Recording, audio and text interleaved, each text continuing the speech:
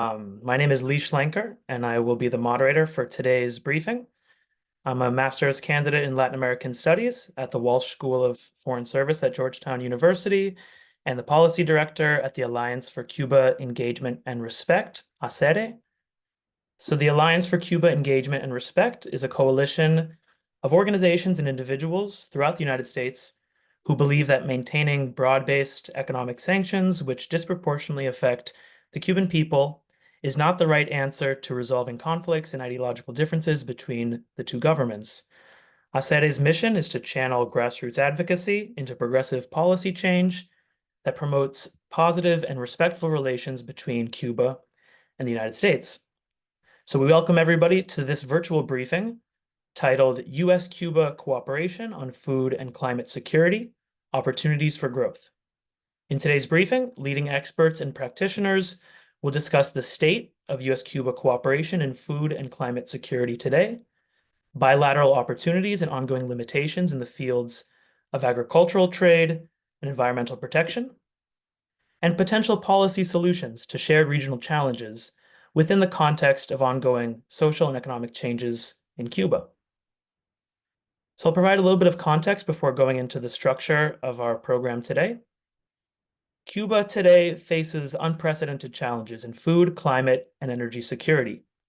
Cubans regularly wait hours in long lines to access basic food items that their salaries oftentimes do not cover.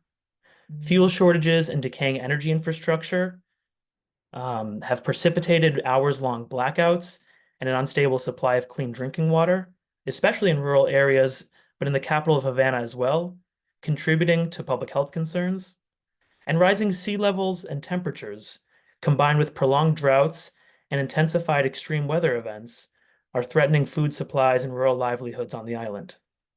Recognizing these challenges and the potential to cooperate on shared solutions, the Obama administration, during its historic détente with Cuba from 2014 through 2017, signed 22 bilateral agreements with the Cuban government, including on environmental protection, oil spills in the Gulf of Mexico, agricultural cooperation, plant and animal health inspection, marine protected areas, among others, many of which are still in effect. These agreements built off of years of sustained work between U.S. environmental foundations, universities, agricultural producers, and scientists with their Cuban counterparts on pressing issues affecting both countries. In parallel, U.S. agricultural firms began increasing the legal export of agricultural commodities to Cuba, authorized under the Trade Sanctions Reform and Export Enhancement Act of 2000, and played a key role in legislative and advocacy efforts to ease U.S. restrictions and promote trade and engagement with the island. Despite major advances in bilateral and institutional cooperation over the past decade, involving many of our panelists joining us here today, the Trump administration rolled much, though not all, of that progress back. It shuttered visa processing at the U.S. Embassy in Havana, limiting professional and scientific exchanges between U.S. and Cuban experts, issued dozens of maximum pressure sanctions targeting most of Cuba's major industries, and just days before leaving office, relisted Cuba as a state sponsor of terrorism, leaving the island near bankrupt and isolated in the international financial system. The COVID-19 pandemic and limited international travel brought most U.S.-Cuba collaboration to a standstill, from which we are still recovering today. But even as the Biden administration makes the political decision to leave most of Trump's Cuba measures intact, there are still reasons for hope. Interannual exports of U.S. agricultural commodities to Cuba, made up primarily of poultry, is up 25% in 2024, even as U.S. regulations continue to require Cuban importers to pay cash in advance with no access to credit terms or direct correspondent banking with U.S. financial institutions, conditions imposed on no other country worldwide, even other heavily sanctioned jurisdictions. Increasingly, privately owned Cuban companies legalized in 2021 are making up the bulk of these purchases from the United States and are importing nearly as much as Cuban state-owned companies more generally, even as they navigate cumbersome restrictions from both governments and sell their goods at prices out of reach for many consumers on the island. Furthermore, just this summer, the U.S. Geological Survey at the Department of the Interior signed a first-of-its-kind, non-binding MOU with its Cuban equivalent, the Cuban Geological Institute, And in May, House Agriculture Committee member Representative Rick Crawford of Arkansas spoke at a U.S. Cuba Agriculture Conference in Havana. A few months earlier, the National Association of State Directors of Agriculture organized a bipartisan delegation to the island using USDA market access funds for Cuba authorized under the last Farm Bill. So the Biden administration has resumed some bilateral contacts with Cuba, mostly pertaining to migration, law enforcement, and counterterrorism, but it has also facilitated collaborations in public health and science diplomacy. Over 24 U.S. federal health agencies were represented at talks in Havana this February. The American Academy for the Advancement of Science has resumed cooperation and exchanges with its Cuban counterparts. And last summer, U.S. scientists circumnavigated the largest Caribbean island, Cuba, in a historic voyage to study high-priority marine life. Yet, as our distinguished panelists will explain today, much more can and must be done to find joint solutions to issues of paramount importance to our two countries, not only through authorized trade and limited cooperation, but more importantly, through a concrete change in policy, given its potential to not only help alleviate the multiple crises the Cuban people face, but to advance the United States' strategic interests in the region.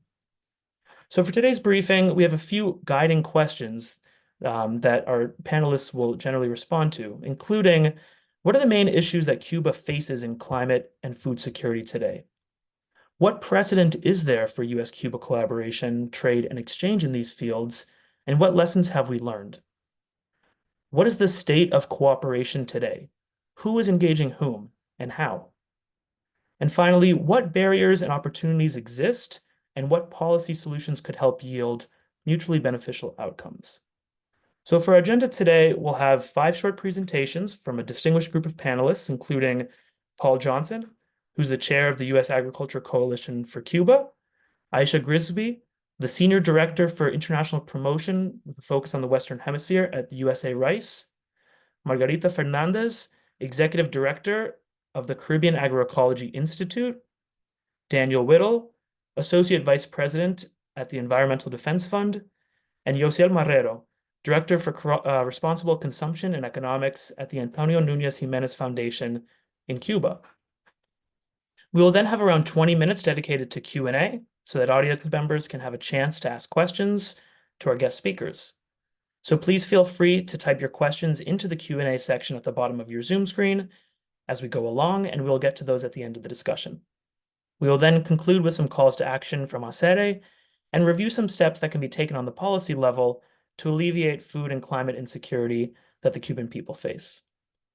So without further ado, I'm going to introduce our first speaker for today's panel. Paul Johnson is the chair of the U.S. Agriculture Coalition for Cuba since its founding in 2014. It's more than 100 members, including national and state agricultural organizations, corporations, and producers, advance the mission of improving two-way agricultural trade between Cuba and the United States, and work in Washington to promote sound commercial policies.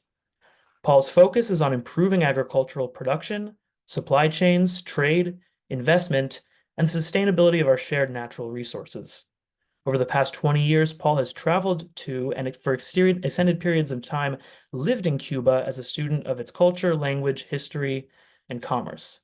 His master's thesis on Havana's economic development, researched in 1999, sparked his interest in doing business in Cuba, and in 2008, he founded Chicago Foods International to export food products that served Cuba's growing national and tourism markets.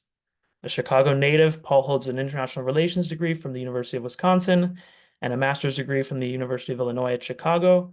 He's widely cited in broadcast and print media and has testified before the U.S. International Trade Commission. So without further ado, take it away, Paul. Well, thank you for this opportunity and for putting this together. I'd like to thank Sadie and Lee in particular for all the work you've done. I'm delighted to be a part of this panel and to learn from you and the audience on how to improve our relations with Cuba. Let me start by stating the obvious. There is a humanitarian need in Cuba to address food shortages, underproduction, rising food costs, and a food ration system that is unable to meet daily needs are part of the reason that 10% of the population has left the country in the past 2 years. Cuban agriculture production has been declining to alarming levels. The government doesn't have the money to purchase basic inputs such as fuel, fertilizer, and animal feed. Last year, only 40% of required diesel fuel was purchased, 4% of fertilizers, and 20% of animal feed. In 2022, there were 8 million egg layers. Today, that number has decreased to less than 3 million. Pork production has decreased around 90% in the last 3 years alone. There are several reasons for this. In Cuba, only 15% of the population lives in rural areas, and the youth are less interested in farming. There is a lack of incentives and development loans to producers, a continued reliance on a centralized economy, a disproportionate investment in tourism and hotels rather than food production, and presently an inability of the government to unleash their agricultural potential by creating economically sustainable ties within the state, private, and cooperative entities. But Cuba's internal struggles shouldn't stop the United States from deeper engagement.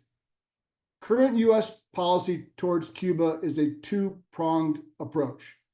The first is aimed at improving human rights, and the second is to support the Cuban people. If we truly want to support the Cuban people, then there is no larger impact than the agricultural sector.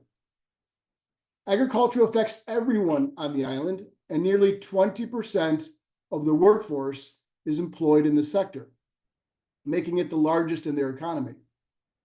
Yet Cuban agriculture is a blind spot in U.S. policy and engagement. Our agriculture policy doesn't begin to address concerns that ensure plant and animal pests and diseases do not spread, or confirm the safety and health of our food exports. As we have seen, Cuba's emerging private sector is increasingly playing a larger role in the economy. The variety and volume of food being imported by the private sector is increasing. Last year, we exported $336 million of food to Cuba. And through the first half of this year, we have seen an increase of nearly 30% compared to the same time in 2023. We will see how Cuba's new private sector reforms impact exports in the coming months. But U.S. exports are possible because of the United States passed a law back in 2000 called the Trade Sanctions Reform and Export Enhancement Act, or TSRA. But much has changed in the past nearly 25 years, and the law should be amended to reflect those changes and keep U.S. exporters competitive in the market. An amended TSRA presents a path to both resolving the current food crisis and increasing trade by permitting capital investment and credit to Cuba's private sector, agricultural cooperatives, as well as their links to Cuba's state companies. In 2018, the U.S. passed a farm bill that included language permitting some USDA funds to be used in Cuba, specifically the Market Access Program and the Foreign Market Development. Those funds are being used and have helped improve exports. But ideally, more tools can be used that go beyond informational exchanges. To conclude, politics in both the United States and within Cuba's government are firmly entrenched. But Cuba shouldn't be seen as a monolith. There are NGOs, professors, entrepreneurs, farmers, private companies, and cooperatives that form the base of Cuba's civil society and who are vocal about their desire for reform.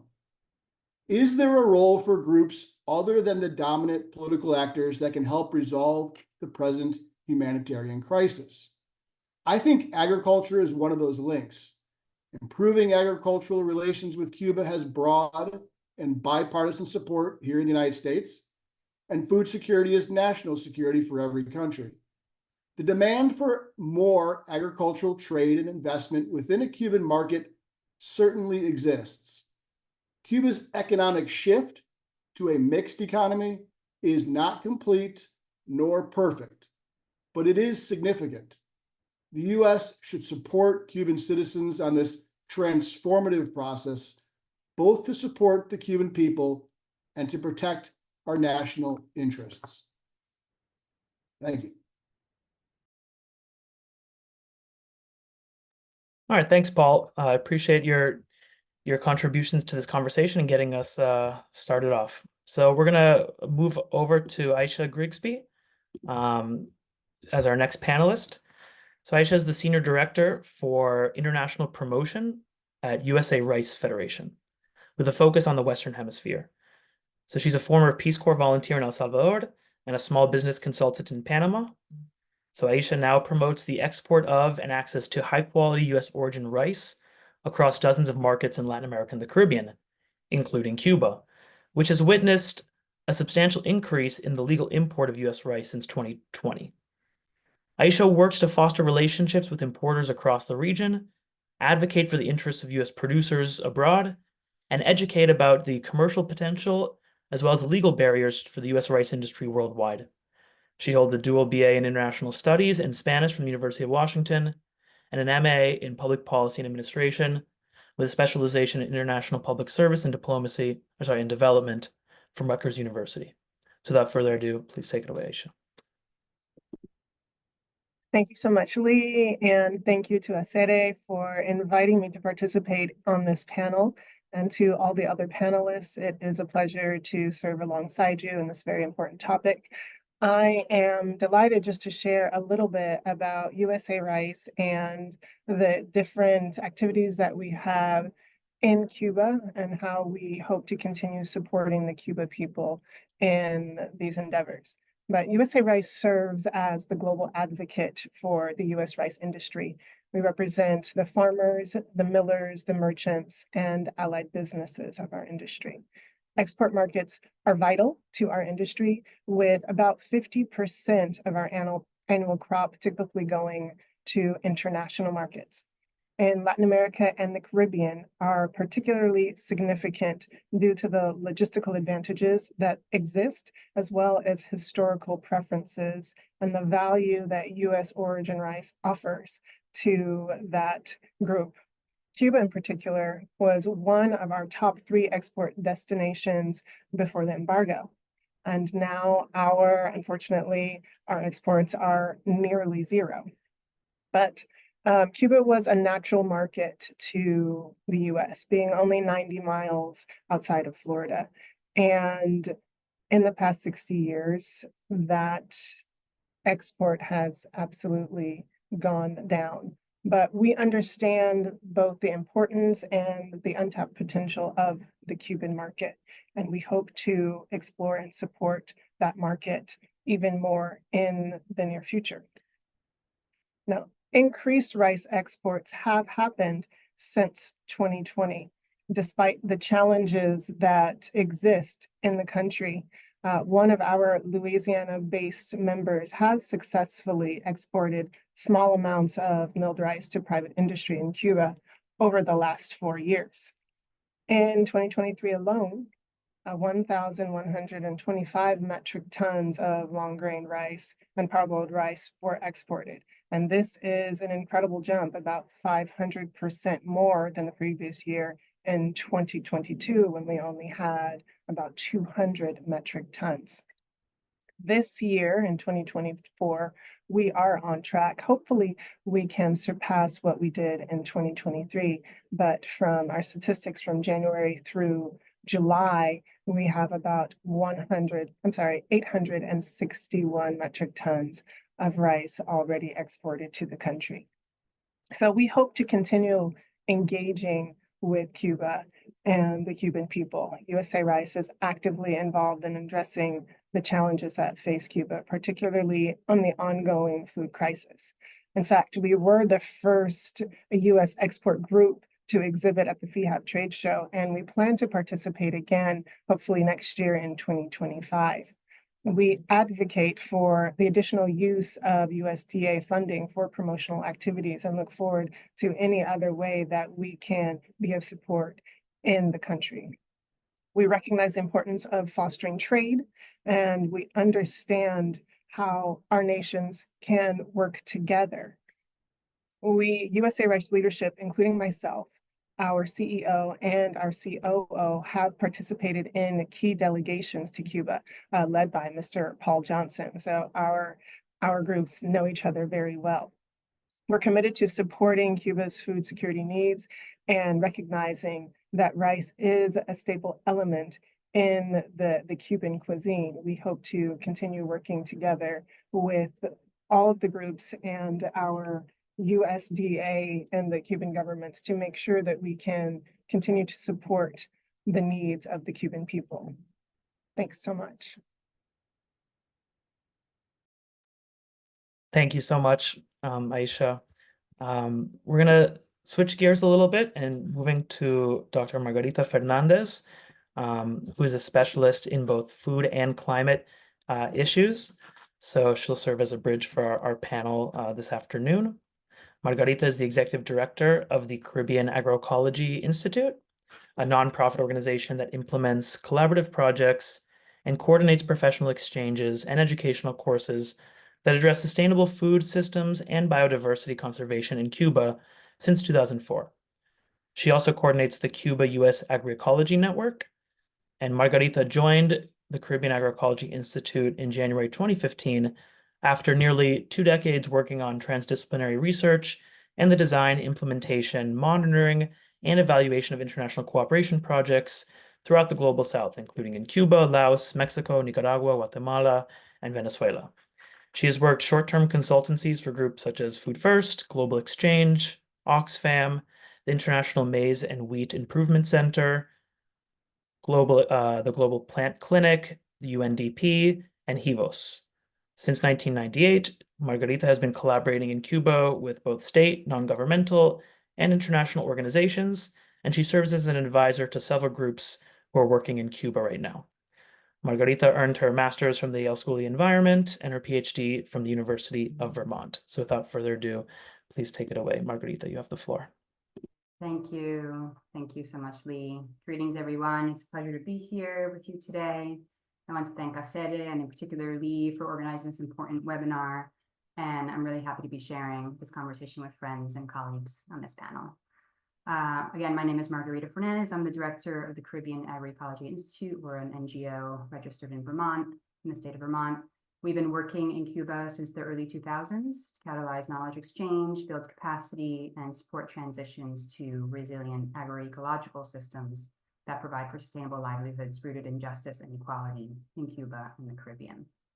So in my brief 5 minutes, I'll address 3 things. First, I'll share what I believe to be some of the key challenges and islands of hope in Cuba's agriculture and food system today. Secondly, I'll highlight some exciting initiatives and projects that our organization is supporting. And third, I'll share some take-home messages. So first, we all know that Cuba is facing one of its worst food and economic crises in its history. But this one is quite different than the one from the special period. Some of these points were already raised by Paul and by Lee. But it's different from the special period because of the intense inequality in access and availability of food that exists today.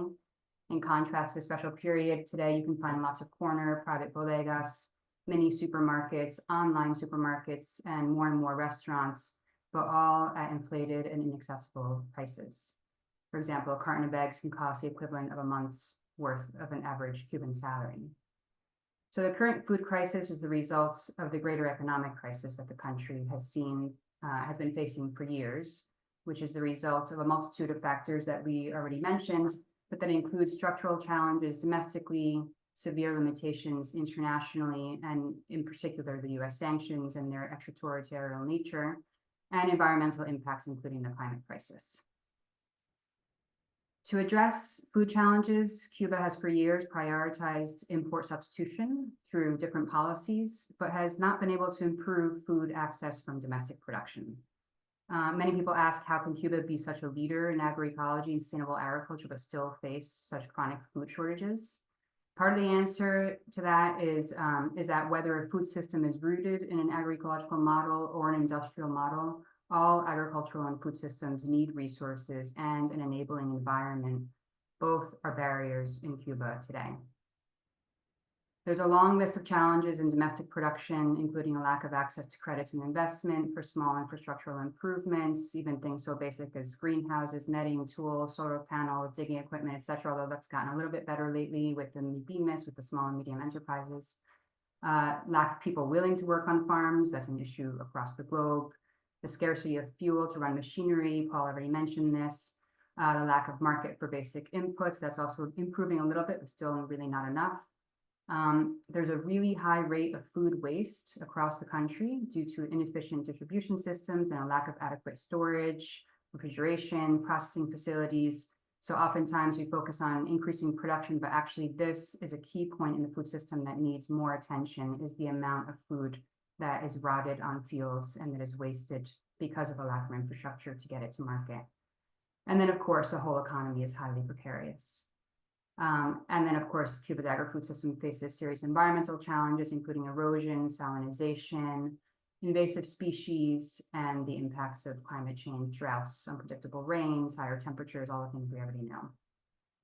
Just as the causes of the food crisis are complex, so are the many different strategies that could help address the food crisis. There's no silver bullet solution, and there are diverse opinions on how best to address the many structural and systemic issues.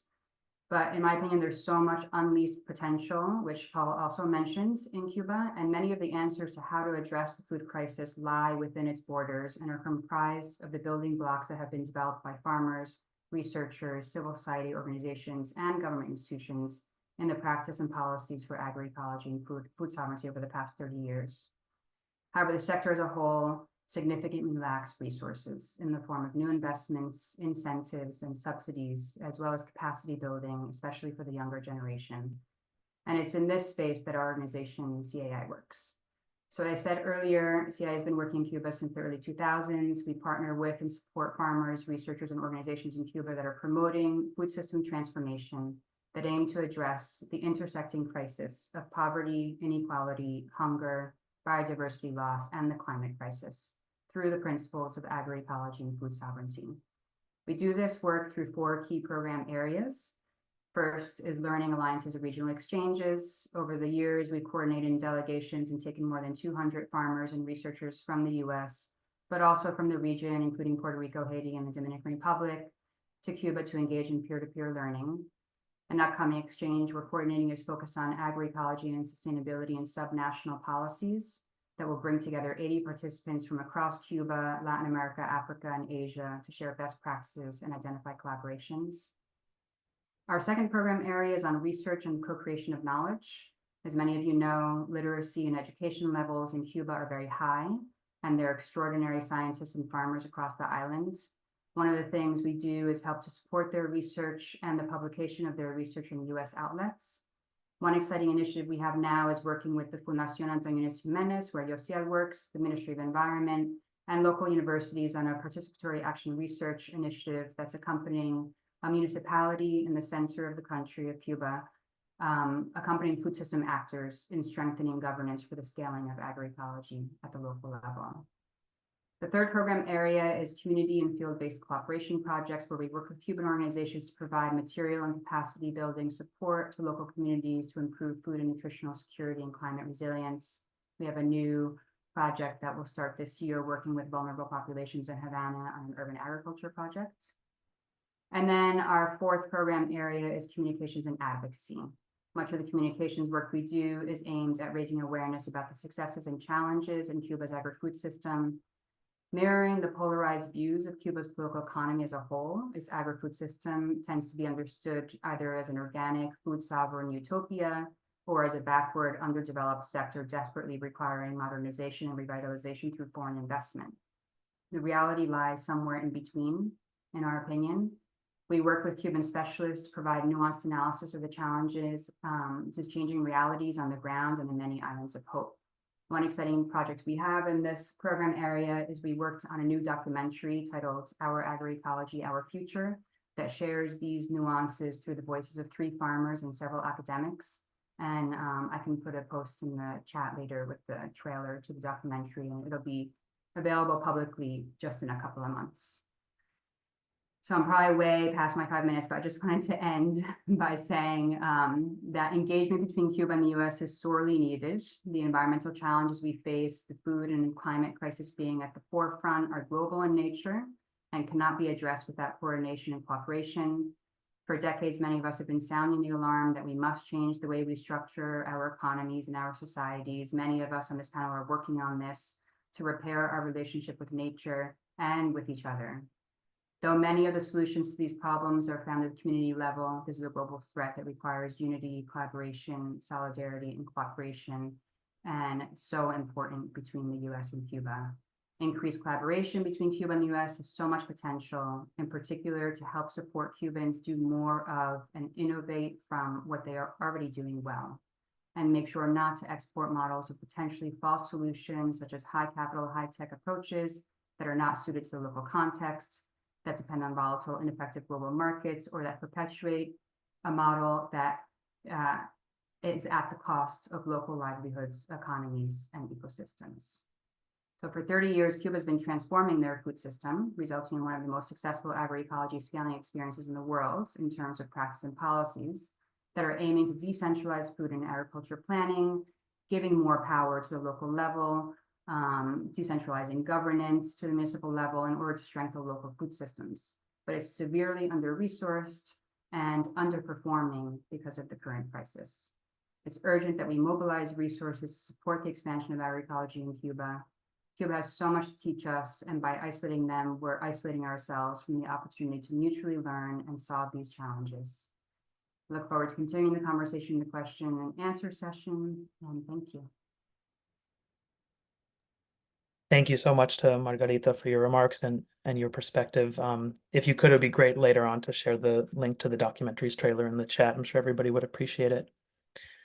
So I just wanted to remind everybody, now that we're about halfway through the briefing, to please add any questions that you have in the Q&A section for our panelists. We only have a few so far, so we really want to make sure we have a robust Q&A, so please add those to the Q&A section.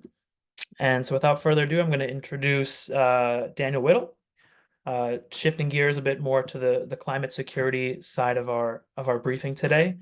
So Dan is an associate vice president at the Environmental Defense Fund, where he works to advance the conservation of marine and coastal ecosystems in Cuba, as well as to accelerate efforts to build a more resilient electrical system in Puerto Rico. So Dan works with Cuban scientists, lawyers, resource managers, and communities to identify and implement collaborative strategies for fisheries management, coral reef conservation, and sustainable coastal development in Cuba and the region. His areas of expertise include U.S. environmental law and policy, Cuban marine and coastal resources law and policy, energy policy, rights-based fisheries management, marine protected areas, and international government relations. He holds a JD from the University of Colorado and a BA from Vanderbilt University. So without further ado, the floor is all yours. Dan. Great. Thank you very much, Lee, and thanks to all my fellow panelists. It's a real pleasure to be here today. So I want to talk about why Cuba, why now? In order to answer that, I want to take a look back. More than 3 billion people around the world rely on seafood as a primary source of protein, yet climate change and overfishing are straining fisheries and ocean ecosystems. This puts people's nutritional needs and livelihoods at risk and threatens the variety of life in the oceans as well. EDF works with fishing communities around the world to take a leading role in protecting ocean ecosystems and promoting sustainable fisheries. We started working in Cuba 23 years ago for 2 simple reasons. First, we're connected. We're connected by ocean currents. We share the same marine ecosystems. Baby fish in Cuba get carried up the Gulf Stream and become adult fish in the U.S. and are part of lucrative commercial and recreational fisheries. What happens in Cuba doesn't stay in Cuba. If Cuba someday, for example, decides to drill for oil off of its northwest coast, a spill there could be devastating to communities, shorelines, and ecosystems in Florida. Likewise, as we learned from the BP oil spill in 2010, a spill in the U.S. Gulf of Mexico poses real dangers to Cuba. The second reason is that Cuba has incredible biodiversity in some of the most resilient coral reef ecosystems in the entire world. It's worth supporting those scientists, fishermen, park managers, conservation groups, and officials in Cuba who are working to sustain that natural capital for future generations. Protecting ecosystems in Cuba is vital to protecting marine life in the U.S. and much of the Caribbean. U.S. scientists, including those from NOAA, are keenly interested in learning from their counterparts in Cuba and want to join forces in managing those resources for the benefit of people in both countries. U.S.-Cuba collaboration on science and the environment is not new. Americans and Cubans have literally been working together for centuries through good times and bad on issues of mutual interest. Following the BP oil spill, the U.S. and Cuba began a series of discussions that culminated in a plan to work together and keep both countries safer from future oil spills. So that agreement is still in place. The Obama administration understood that science and the environment could be a bridge to dialogue on more challenging issues. In fact, the first two bilateral agreements signed between the U.S. and Cuba addressed the environment. And no fewer than, I believe, 6 of the 22 agreements deal with environmental issues in some respect. Despite the setback in U.S.-Cuba relations during the Trump years, it's worth noting that the bilateral agreements were not rescinded. As others have noted, President Biden has taken some positive steps toward improving U.S.-Cuba relations and U.S. policy on Cuba. These include resuming dialogue under the environmental agreements. And it's important that those dialogues continue and expand, especially on matters related to marine pollution, coral reef conservation, clean energy, food security, and climate change. In April 2022, I believe, Vice President Harris announced the U.S.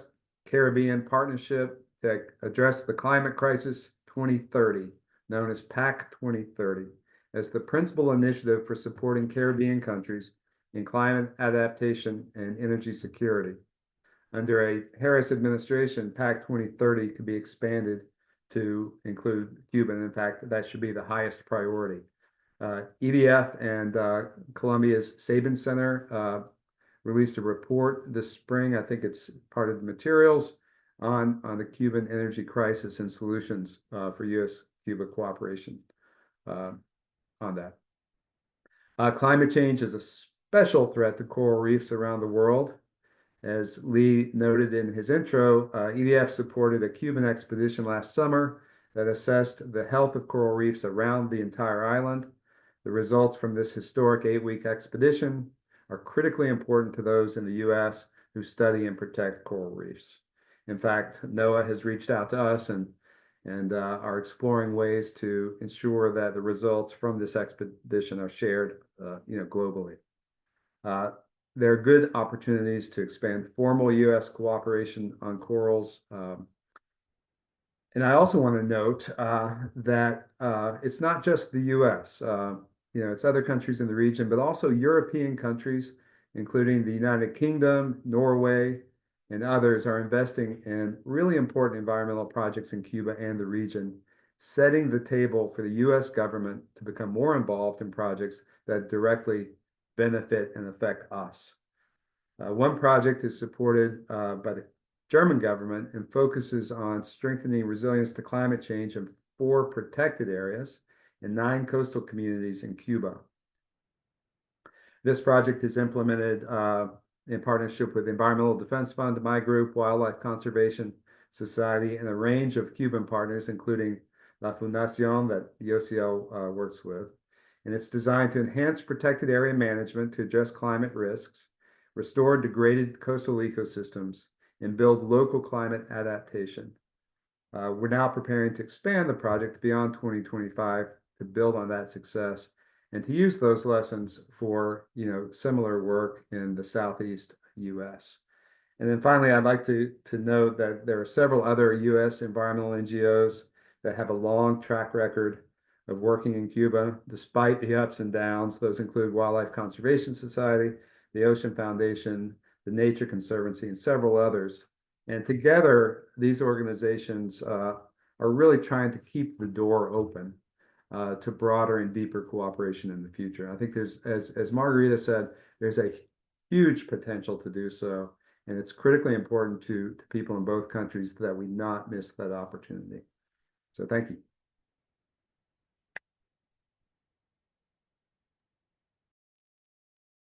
All right, thank you so much to Dan for your remarks.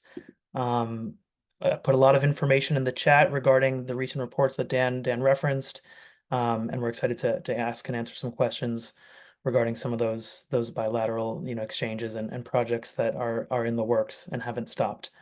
So our final presenter for this afternoon's panel will be Yosiel Marrero. So Yosiel is the Director for Responsible Economics and Consumption at the aforementioned Antonio Nunez Jimenez Foundation for Nature and Mankind in Havana, Cuba. Yosiel's work aims to develop strategies for socioeconomic alternatives that contribute to sustainable development of the Cuban society. So he's an environmental engineer and a specialist in ecotechnologies for wastewater treatment. And he was previously the Director of Research and Development for Havana's Metropolitan Park, leading the sanitation program of the Rio Almendares Basin, which is the most important river in Havana. Yosiel completed his master's degree in integral management of ecotechnologies at the universities of Castilla-La Mancha and Alicante in Spain, and also at Humboldt State University in California. So without further ado, I'd like to hand it over to Yosiel. Hello, everybody. Thank you to all of you to be here with us, to invite me. I think that we all know that relations have been always very complex. You know, the U.S. Cuba relation, for many reasons, for many years, long time, enough time, have been very complex. But already now, with those topics, food security and environmental topics, there are many antecedents that demonstrate the ability of working together on these issues. And at the end, resulting in beneficial experiences for both parties, and later becoming an influential factor in the transformation of policy and strategies in each of our country. And the best example of that, it's me personally. More than 23 years ago, because of the organization Global Exchange, I was connected with Professor Bob Guilher from Humboldt State University. Then sometime 23 years ago, I studied there. And after just beginning a very close relation with all universities, and FANCH, the Antonio Nunez Jimenez Foundation of Humanity and Nature, is an example of that. We have been close relation with a lot of university, like Columbia University, Yale University, Northeastern University. We have a big program with intern working in Cuba and professor from FANCH working there. And on the work between foundation, we have been working many years with the Reynolds Foundation, with Ford Foundation, Baum Foundation, the Ocean Foundation and Fernando Breto there. But mainly in the last year we have been working very comfortable with a lot of understanding atmosphere with EDF, Environmental Defense Funds, and TNC is the big environmental organization in United States, TNC, you know, the Nature Conservancy, and WCS, Wildlife Conservation Society. But they're like EDF and Caribbean Agroecology Institute have been like the linking institution to be connecting Cuban institution with American institution.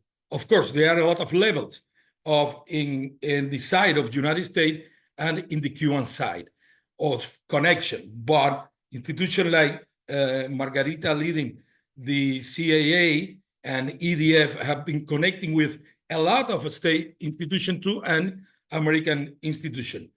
We spend a lot of time working together a lot with Kettering Foundation, that the work with them for us have been very important.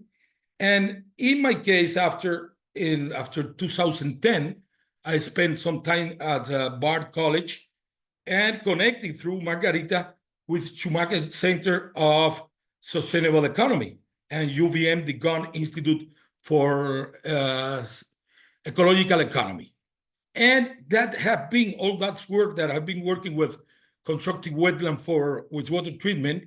I provide after good data for EPA, for U.S. EPA, Environmental Protection Agency, for just the wastewater treatment plant, constructive wetland for tropic climate. That is one very good example to how to work on that, and it's possible to transform the policy and strategy in both governments. It's at the end, there are no doubt that those topics of sustainable development of our country and region should be the unifying theme of purposes and projects, since it makes us work together on analogy, not on differences. We have been speaking a lot with Dan, Margarita, and other colleagues that the environmental topic, sustainability, could be a good example of how to sit and talk. Could be the good point to learning ourselves. We all have to learn, the states and official parts, and the NGOs too, and could be a good topic to sit and talk. And after could be a door to continue sitting and talking about other topics that we can have other differences, because we share a geographical area within the planet, but also natural resources distributed in different ecosystems that are interrelated.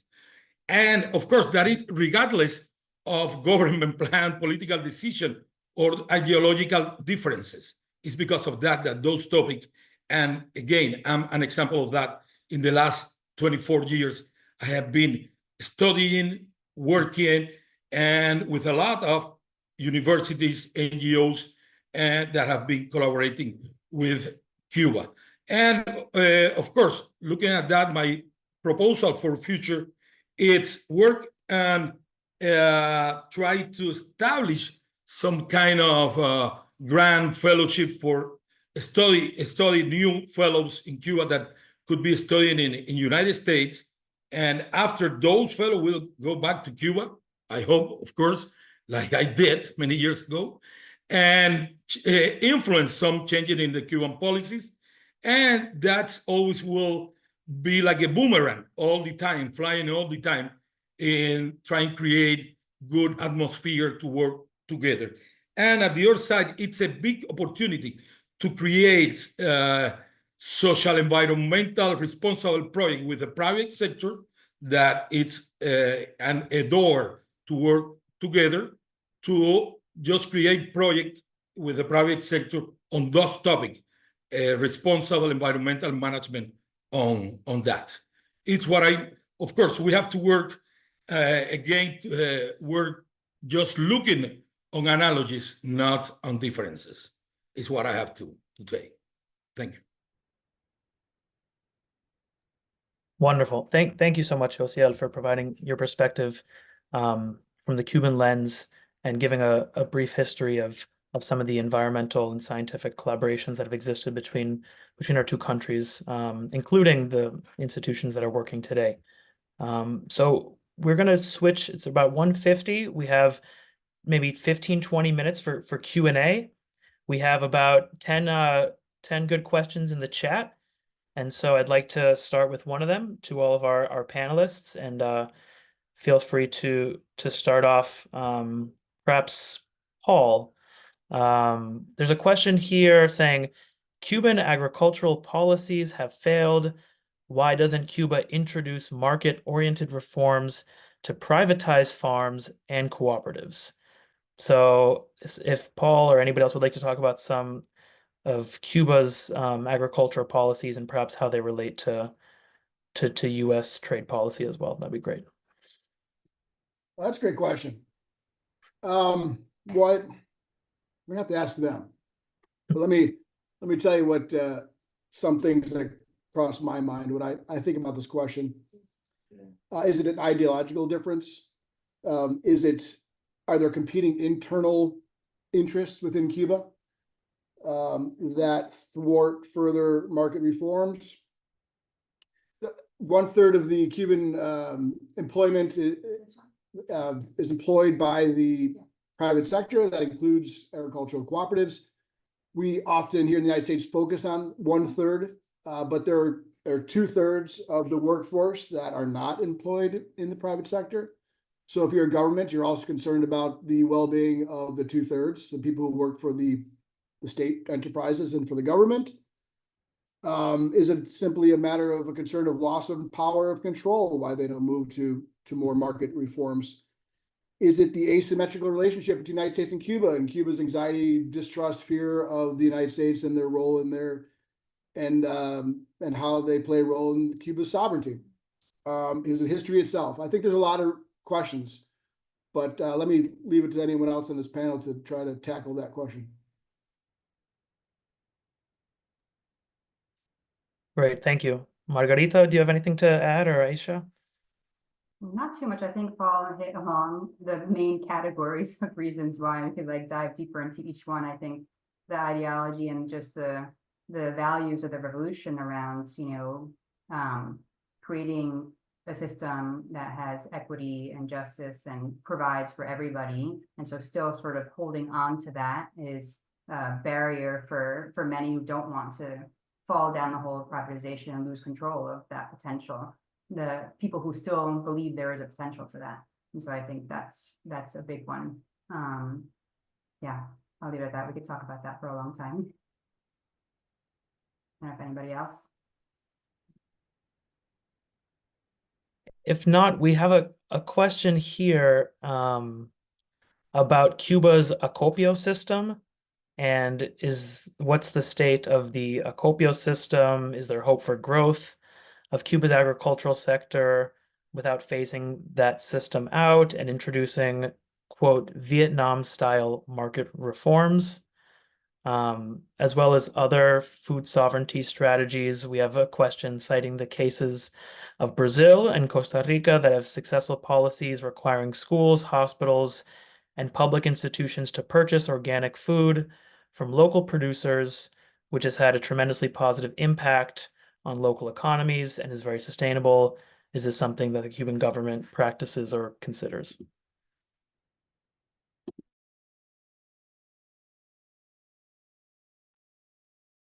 I'll start with the acopio. So the acopio, is there a chance for more agricultural reform if we stick to the acopio? Certainly that's a drag, right? I mean, if you don't have more people, if you're stuck to a centralized economy and you're not allowing market reforms and the market to determine pricing and distribution, and if you're not allowing the cooperatives themselves to reorganize as the second-tier cooperatives to be able to form cooperatives that replace acopio and that could be in charge of their own logistics and distribution, I think it's going to be really difficult to overcome lower agricultural production and more efficient distribution and post-harvest loss if you maintain the acopio system. So yeah, I would hope for more competition within Cuba's market, within the cooperatives, within the private sector, to be able to compete, if not replace acopio to build deficiencies. I agree with what Paul says. I think the second level cooperative is really important to provide some of those services in terms of distribution of food at the local level. There's, a lot of the policies that have been passed recently are quite good on paper in Cuba, but getting them to be implemented on the grounds is the harder part. And so in the Constitution and then through a number of different policies around decentralization of decision-making to the municipal level, where then acopio would have sort of a very different role in terms of food distribution. At the municipal level, they're sort of starting to figure out, okay, how do we actually do this? And one of the key barriers for that is really cultural, because at the local level, the governance system is so used to a very centrally planned top-down system where you're told what to do. And so moving towards a governance system where you actually have the power to make decisions, that transition is hard culturally. And so I think there's a real potential there for that to happen. but it's slow. Great. Yeah, thanks for explaining that in a bit more depth. We have another question here about if anybody can address, and maybe from the environmental or climate cooperation side of things, about the impact of the State Department's state sponsor of terrorism designation, how that's more broadly impacted the Cuban economy, exchange between, professionals, perhaps transference of funds between foundations, as well as what can we maybe expect from a Harris-Walz administration? Could Biden use his, quote, lame duck period after the elections in November to potentially clear the decks with Cuba and initiate sort of a more serious detente with the Cuban authorities? So state sponsor of terrorism designation, as well as what we can expect perhaps in the coming months after the elections.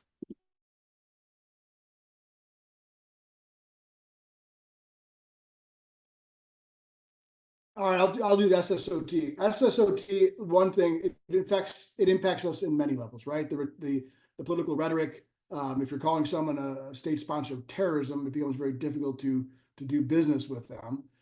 But specifically banking, right? Because no bank's can do business with a country that's listed as a state sponsor of terrorism.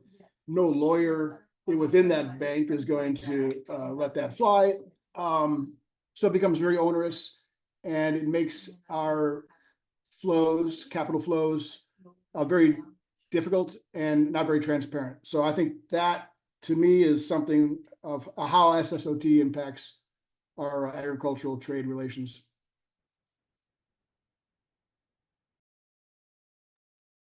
Great. Dan, Yosiel, Aisha, anything to add regarding SSOT and the work that you all have been engaged in over the past 3 years since the designation was reimposed? I'll just echo what Paul said. That's the principal barrier is the banking and financial systems. I'll give a shout out to your group, Lee. Sarah has spoken a lot about SSOT and is a good resource for what it is, what it's done, and why it's important to take Cuba back off the list. There have also been impacts on visas. As I understand it, it affects people who travel from other countries to the U.S. who have been to Cuba. They now have to apply for a visa from the U.S., which creates all kinds of havoc. And among other things, it makes people not want to go to Cuba for fear that traveling to the U.S. just becomes more complicated. So it's an unjustified action, and our hope is that the president will start with that, and that would, as Paul said, make everything else a heck of a lot easier. Yes, barriers have been there for a long time, from the first day. And what we have to do is keep going and doing things. Again, my first scholarship I received 23 years ago in the Bush administration. And all of you know that Bush administration was very aggressive too. And there only a guy, Bob Geher, at Humboldt State University, that take risk to invite me. Even the State Department called him and said that he can't give me $1, and he did it. But I study here still with that. Only they pay for my lodging and food and things, but they never gave me $1 for my pocket. And there are a lot of possibility already now, and just keep working and sitting and reducing that we can contribute, reduce the governmental egos and personal egos, and continues working. But the main topic is the good part of the news. The main topic should be natural resources, and do how nature do. It's nature-based solution we have to implement in our collaboration strategies. Nature-based solution again. It's just to put down all barriers. Right. I think that nicely dovetails into the next question about climate change, right? How is climate change altering the policy landscape potentially in terms of collaboration between the US and Cuba?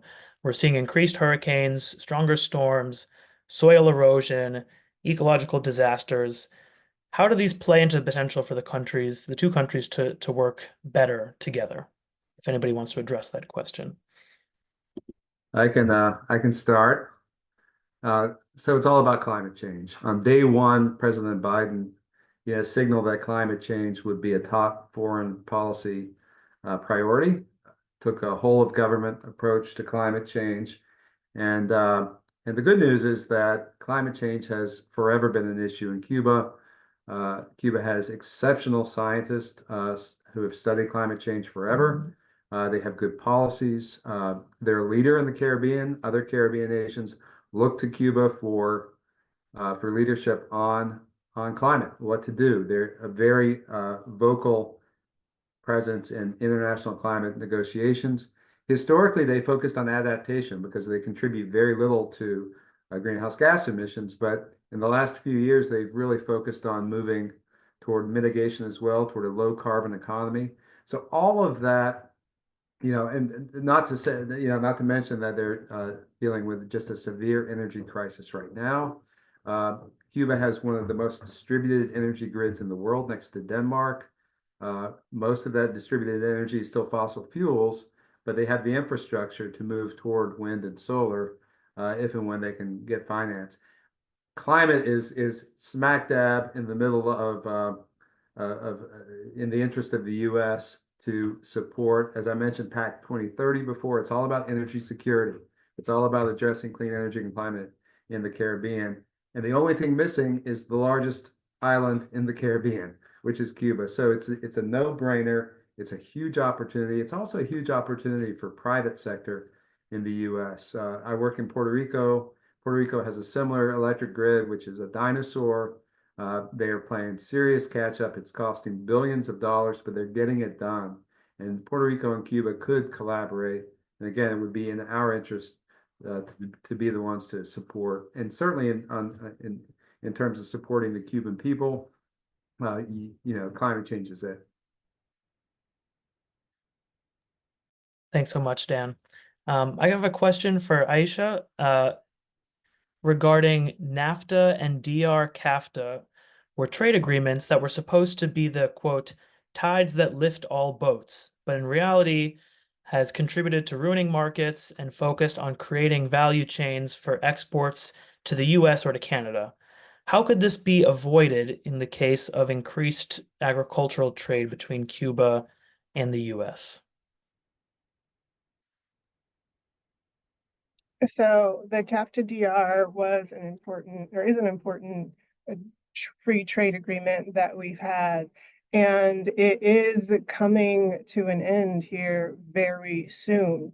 So really initially in 2020, let's start there, we all went through the pandemic, and essentially many governments really eliminated the tariffs so that their countries could have food security across the board, getting those essential products into their countries.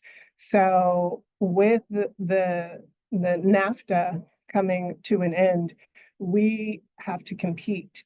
It's now not just the United States exporting all of our products all across the board to partner countries and beyond, but with an advantage. But now every country has the opportunity to get their products into partner countries and to receive the benefits of that cooperation. We are doing our best to make sure that all of our products, especially rice, speaking specifically, is highest quality, is the product that all of the countries need and support the climate, as well as the food crises that are present in countries. We want to make sure that agreements are mutually beneficial for not only the United States, but the countries that enter into agreements with us. And we're continuing to work with governments and as well as the agricultural sectors to make sure that that is, in fact, what's happening. It's about competition now, and Although these free trade agreements have worked in our favor in the past, right now we are in a free market and we will compete. Great. Thank you for clarifying regarding that question. We have one last question, I think, before we're going to wrap up and do some calls to action from our organization. And maybe we could start off with Yosiel about how they've been perceived in Cuba. So the Cuban government announced recent measures, quote, backsliding on economic reforms, is how the question is phrased. So is there any relationship between the Biden administration's failure to overturn some of Trump's maximum pressure policies and also Cuban government efforts to attract sort of greater engagement from the United States and the Cuban government's backsliding on reforms? Is there any relationship between those two, or do they not have anything to do with one another? That is a question of my good friend John McCullough, and for sure, to answer that, there are different criteria. In some part, could be some relation, but what is demonstrated that looking the deep crisis that Cuba is crossing because of different problems and from any side, Cuba is trying to fix a lot of problems at the same time, and mainly the economic and food security and all of that time. But at the other side, Cuba know that independent of what the U.S. government do, Cuba need to take a lot of new regulation and change a lot on the market agricultural system. And the U.S. government need to finally resolve how we'll be working with Cuba in a position that don't affect our economy, our agriculture, the food system, and everything of that. But everybody know that there always a close relation between U.S. policies with Cuba and what the measure of the Cuban government take. But at the same time, Cuba is trying to adapt all the things, the new measure, new regulation to do better and try that the economic crisis go out of the economic crisis, but still that is not they are not a successful policy until now. We all hope that in some moment that will take the way of Jaws, take the economic growth again and everything, looking at the situation that already now we have. We hope that. Good.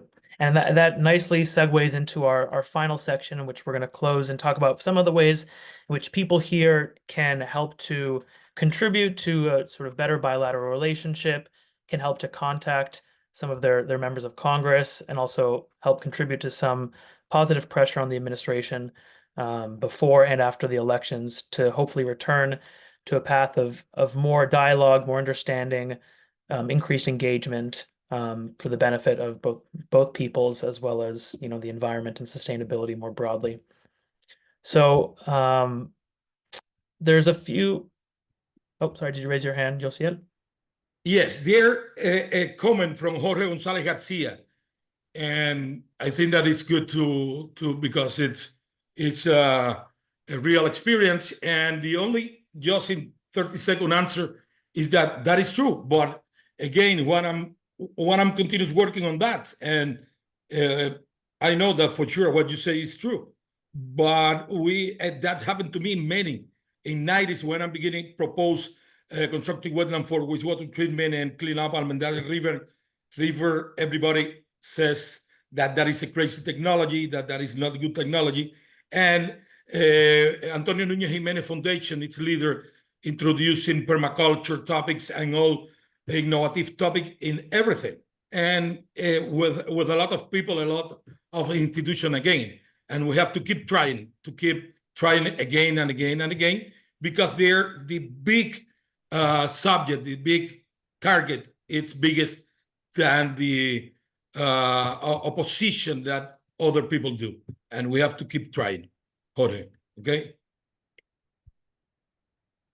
Thank you. In case that people can't see what the question was about Jorge's efforts to try to help the Cuban institutions with energy efficient power generation, stabilization, environmental controls, and renewable energy, but that there hasn't always been an acceptance on the part of Cuba.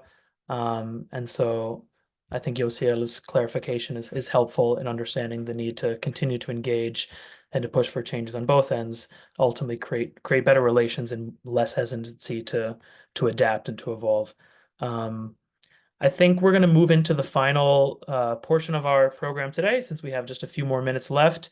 So we want to encourage those who work in the House and the Senate, as well as sort of everyday people, to be able to take some useful results and lessons learned from this webinar to actually sort of move the needle forward in this realm.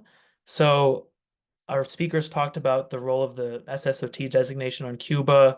Once again, state-sponsored terrorism designation stifles business and humanitarian transactions with the island. It has no factual basis. It was implemented in a purely political manner days before the Trump administration left office.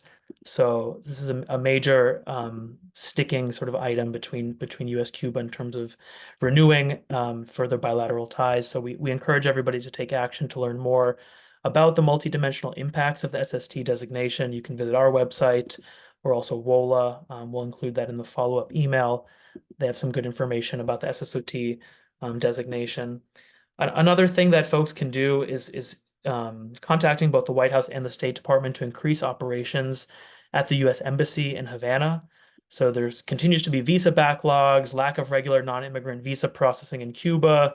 This, as some of our panelists discussed, stifles bilateral scientific cooperation.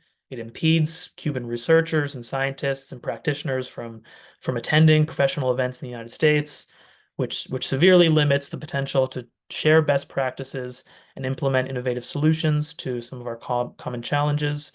Now, there was the decision that was announced last month to resume some non-immigrant visa processing in Havana, but it mostly will impact or potentially benefit clergy, athletes, artists, and the such. But the B1 and B2 non-immigrant visas are still not being processed in Havana, but rather in third countries. So this is definitely part of ACERE's advocacy agenda to be able to promote further scientific and professional exchange. We also encourage everybody to download and disseminate ACERE's fact sheet on U.S. policy and food security in Cuba. So for those in Congress, please share with your bosses, your coworkers, and your networks at large to spread awareness of some of the root causes of food insecurity in Cuba and further steps that the administration could take right now. And that we've shared in the chat, and we'll continue to share it out with folks. For Senate staffers, and I know there are some who have registered for today's activity, we urge your boss to sign on to Amy Klobuchar's bipartisan bill from 2023, the Freedom to Export to Cuba Act, which is S-653. It would lift the U.S. trade embargo. It stifles trade, travel, and investment between the two countries, limits export earnings of U.S. producers, does little to advance human rights on the island, and contributes to a humanitarian crisis just off of our shores. Unfortunately, there's no companion bill in the House. We've been pushing, and we hope that in the next Congress there will be. So we're just at about time. That concludes today's virtual briefing.